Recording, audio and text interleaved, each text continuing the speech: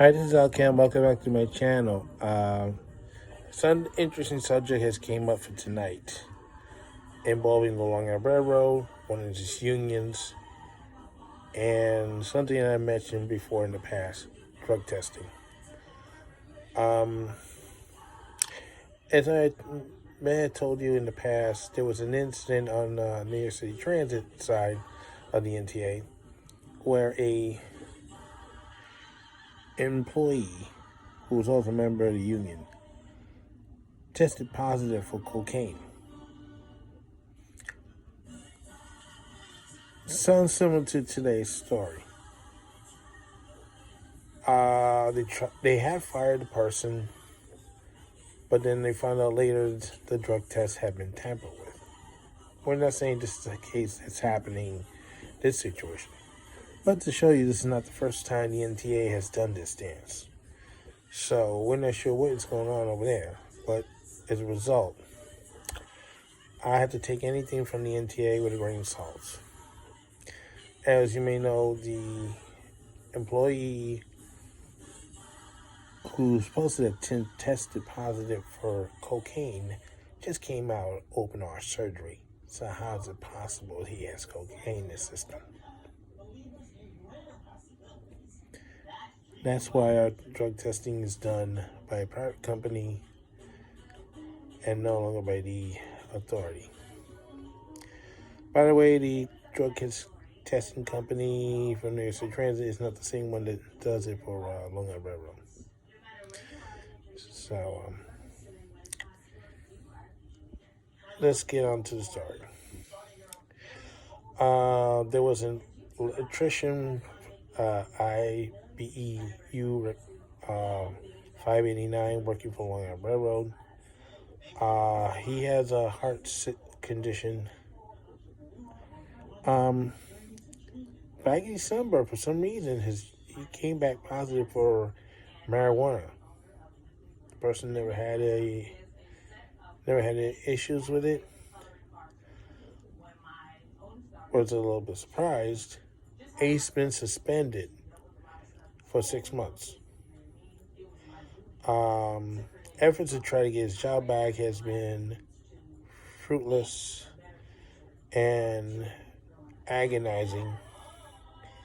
Now, he's not in any situation where his job would put people in jeopardy, but it's kind of suspicious that he was even tested for drugs in the first place. So, knowing the NTA's history, I'm very suspicious of anything that comes out of the agency. The problem is, if he tries to appeal it or something and loses, they will fire him. But he can't pay his bills in the meanwhile, which is putting him between a rock and a hard place. Now, knowing how the NTA is, and unfortunately, I experienced it firsthand, being I used to be an employee for New York City Transit for 33 years. These things do not happen in a vacuum. Something must have happened for that drug test to come back positive. We just don't know what. But the thing is, they tried everything, and so far they've been coming up empty. The person's desperate. He needs his job back. The NTA doesn't want to budge. Normally, I'm a big critic of the NTA's Long Island Railroad division, because usually, when it comes to a situation like pension fraud and overtime abuse, they're very slow in firing these people. But when you have people that involved with January 6th, and now this situation, you're in a hurry to fire them just like that. What's up with that?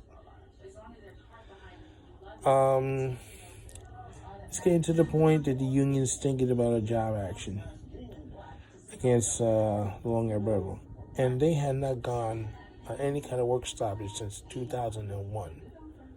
But here's what the NTA had to say about this. and I'll give you my response after I review that remark.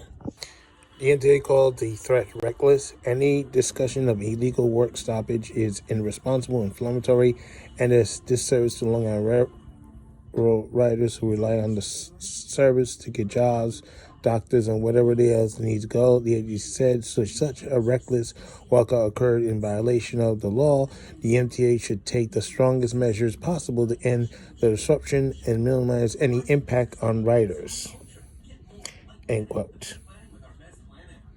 You know what I say to Long Island Railroad and NTA? Yeah, go ahead and do that, and we will find a way to retaliate against you. Yes, me again. Okay. After reading what I just told you, this is my thought of this. This is the same agency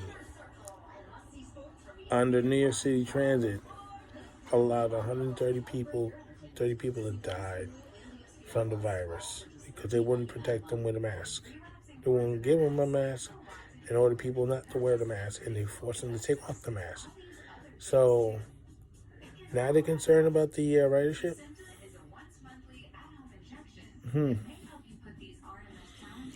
Don't feel too sure about that. They're not. The only reason why they're saying that is because now the ridership is coming back on the Long Island Railroad, and any kind of setback would be detrimental to them. And they're saying they're going to use every rule in the law, rule and laws, whatever, to protect themselves against the union. Well, I have an answer to that. You go ahead and do that to the employees, and we will retaliate against you. I think the businesses should threaten to boycott Long Island Railroad. I think people should stop advertising on the Long Island Railroad. I think public officials should go against the Long Island Railroad and tell them, if you don't restore that person's job and stop the other nonsense, we will not allow you to charge the peak fares that you're about to put back in place, or anything else. Maybe withhold funds from the NTA if they do not stop this other nonsense. They had tried to work with you, but it seems that you are unwilling to work with them. And you can't have it both ways.